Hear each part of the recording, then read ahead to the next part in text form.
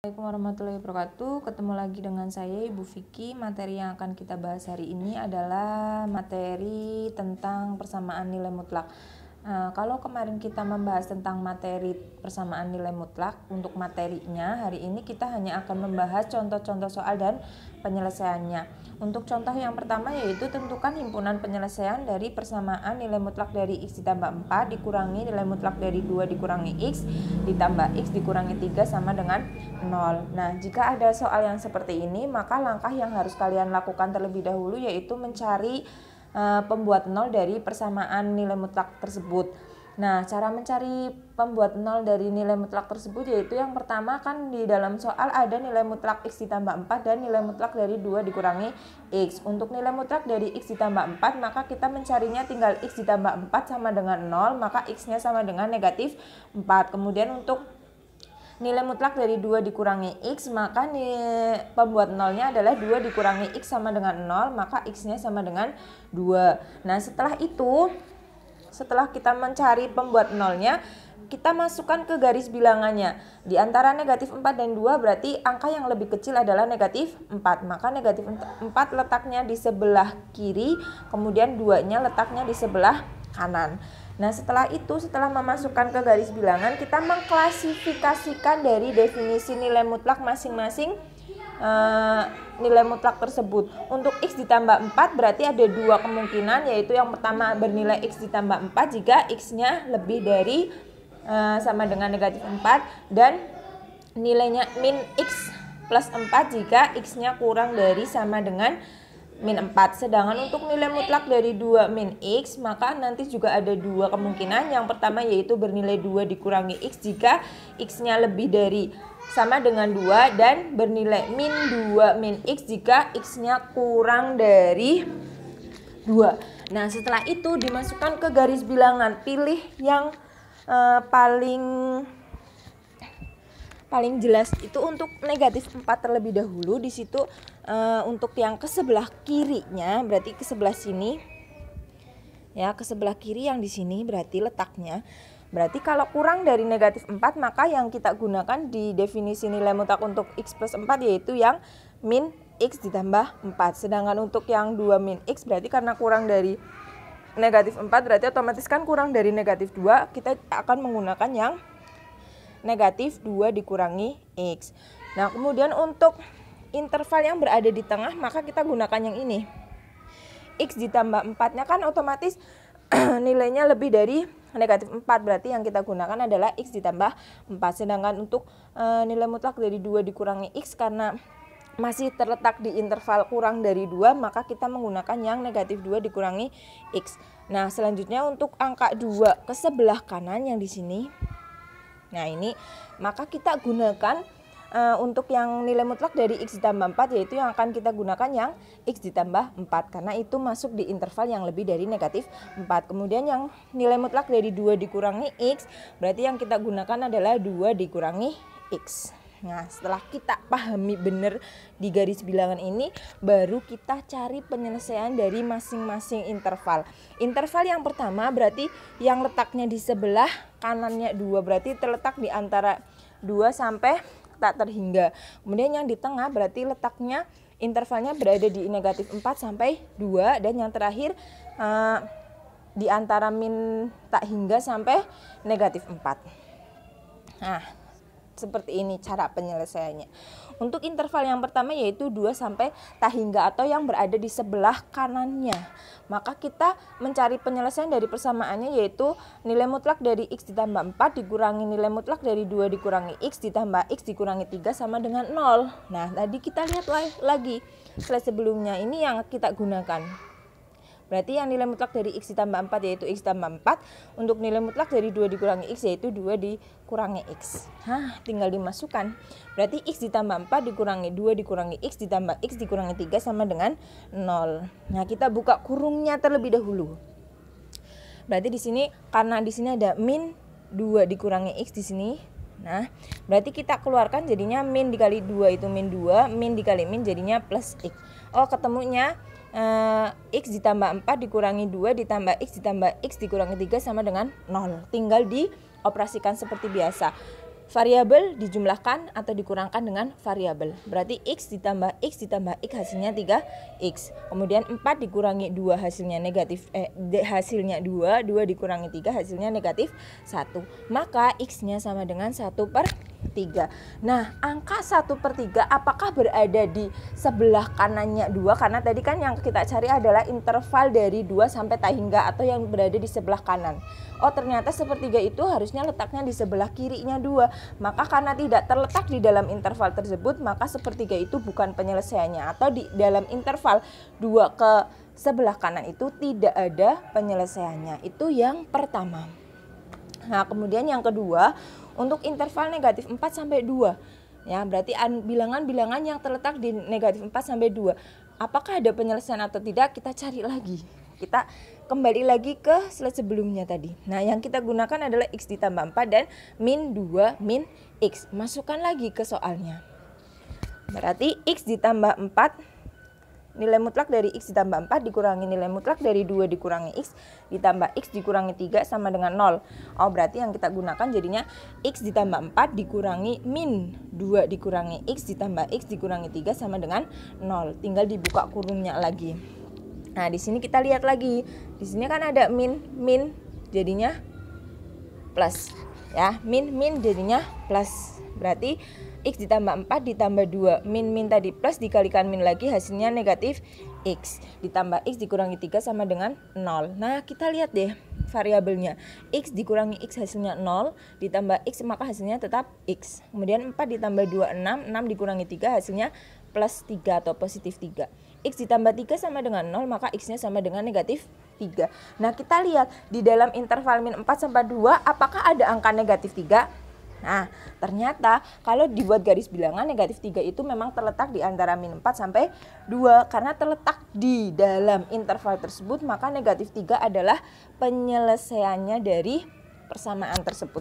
Salah satu penyelesaiannya. Itu untuk yang interval yang kedua. Nah, interval yang terakhir. Untuk interval yang terakhir berarti dimulai dari negatif 4 ke kiri atau negatif 4 sampai min tak hingga. Maka kita bisa menggunakan apa? Nah, yang digunakan yang ini. Kita lihat lagi yang di sebelah kiri. Nah, oh, yang digunakan min X ditambah 4 sama min 2 min X. Oke, kita lanjutkan. Yang terakhir, yang ketiga, berarti min X ditambah 4 dikurangi min 2 min X ditambah X min 3 sama dengan 0. Sama kayak tadi, kita buka kurungnya terlebih dahulu. Min dikali X min X, min dikali plus 4 min 4. Kemudian min sekali min hasilnya plus 2, min dikali min plus dikali min hasilnya min X.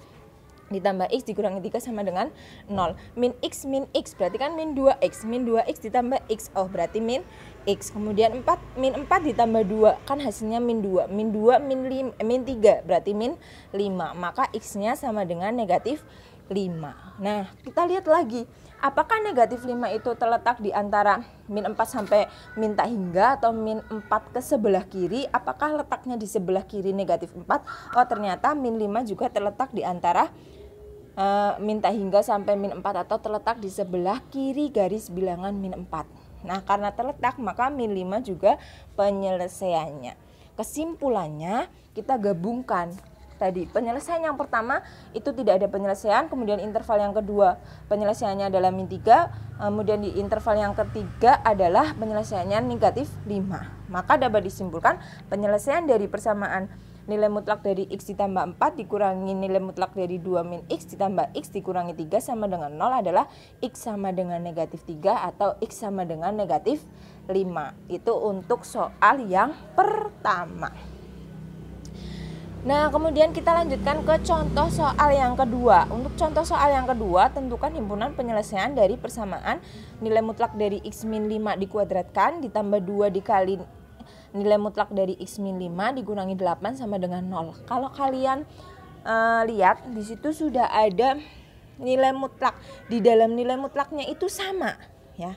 Di dalam nilai mutlaknya itu sama-sama dengan X min 5. Ini juga X min 5. Maka jika ada soal yang seperti itu, kalian harus memisalkan terlebih dahulu nilai mutlaknya. Nah, karena nilai mutlak yang harus dimisalkan adalah nilai mutlak dari X min 5, maka di sini misalkan Y. Ibu misalkan jadi Y. Bu, apa boleh dimisalkan menjadi variabel yang lain, misal A? Boleh. B boleh, terserah, yang penting jangan memisalkan jadi X, karena di situ udah ada variabel X-nya. Nah, Ibu misalkan jadi Y sama dengan nilai mutlak dari X min 5, maka persamaannya menjadi berawal dari nilai mutlak dari X min 5 dikuadratkan ditambah 2 dikali nilai mutlak dari X min 5 dikurangi 8 sama dengan 0. Nah, berarti kita ubah yang ada X min 5-nya kita ubah jadi Y. Maka persamaannya berubah jadi Y kuadrat ditambah 2Y dikurangi 8 sama dengan 0. Nah, setelah ini ya, setelah kalian melakukan ini, baru kalian cari pemfaktorannya. Di SMP sudah pernah diajarkan.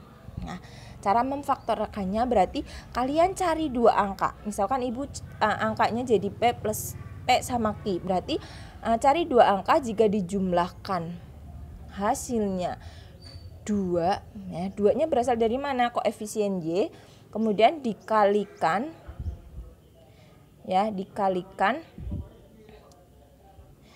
hasilnya min 8. Angka berapakah itu? Oh, ternyata angkanya adalah plus 4 dan negatif 2. Jadi 4 dikali negatif 2 hasilnya negatif 8, 4 ditambah negatif 2 hasilnya 2. Maka di sini nulisnya jadinya Y plus 4 dikali Y min 2 sama dengan 0. Nah, habis itu tinggal disama dengankan 0 masing-masing. Untuk yang pertama Y ditambah 4 sama dengan 0, maka Y-nya sama dengan negatif 4. Kemudian Y min 2 sama dengan 0, maka Y-nya sama dengan 2. Apakah hanya sampai situ untuk penyelesaiannya? Belum. Itu baru nilai Y. Yang kita cari penyelesaian itu nilai X. Maka kita mencari lagi setelah ketemu Y-nya. Kita cari masing-masing dari yang pertama. Untuk Y sama dengan negatif 4. Y tadi kita ubah lagi ke bentuk awalnya, yaitu nilai mutlak dari X min 5. Nah, kalau kita ubah lagi jadi nilai mutlak dari X min 5, maka hasilnya jadi nilai mutlak dari X min 5 sama dengan negatif 4. Padahal kita tahu yang namanya nilai mutlak itu tidak ada yang bernilai negatif. Semuanya bernilai positif. Karena persamaannya itu tidak ada yang memenuhi, jadi di penyelesaian yang Y sama dengan negatif 4 itu tidak ada penyelesaiannya. Nah, kemudian yang kedua, Y sama dengan 2. Kita ubah lagi, jadinya nilai mutlak dari X min 5 sama dengan 2. Nah, penyelesaiannya gimana? Kalian sudah mencari caranya pakai 4 cara yang kemarin sudah Ibu ajarkan. Kalian bebas mau menggunakan cara apapun. Nah, kalau yang ada di dalam slide ini menggunakan cara yang definisi nilai mutlak. Jadi ada dua definisinya. Yang pertama yang X min 5 dan yang kedua min X min 5. Itu kita sama dengankan 2 masing-masing. Oh, berarti yang pertama X min 5 sama dengan 2, X-nya sama dengan 2, min 5-nya pindah ruas jadi plus 5. Oh, berarti X-nya sama dengan 2 ditambah 5, X sama dengan 7. Kemudian yang kedua min X min 5 sama dengan 2. Nah, di sini minnya untuk minnya berarti kita buka dulu kurungnya, berarti min dikali X, min dikali min jadinya plus, berarti min X ditambah 5 sama dengan 2. Berarti min X sama dengan 2, 5-nya pindah jadi negatif 5, berarti 2 dikurangi 5 hasilnya min X sama dengan negatif 3. Maka X-nya sama dengan 3. Nah, dari penjabaran di atas maka diperoleh penyelesaian dari persamaan nilai mutlak dari X min 5 dikuadratkan ditambah 2 dikali nilai mutlak dari X min 5 dikurangi 8 sama dengan 0 adalah X sama dengan 7 atau X sama dengan 3. Dari sini paham ya? Setelah paham, kita lanjut ke soal yang terakhir untuk hari ini. Contoh soal yang terakhir yaitu ada seorang karyawan di suatu perusahaan akan memperoleh kenaikan gaji karena telah berprestasi.